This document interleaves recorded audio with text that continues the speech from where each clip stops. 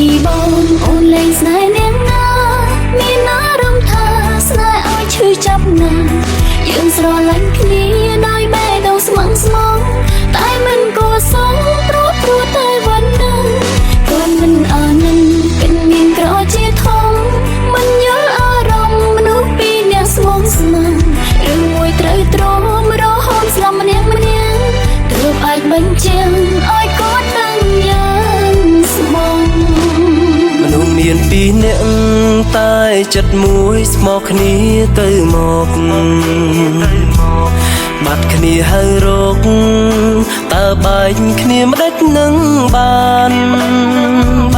លះបង់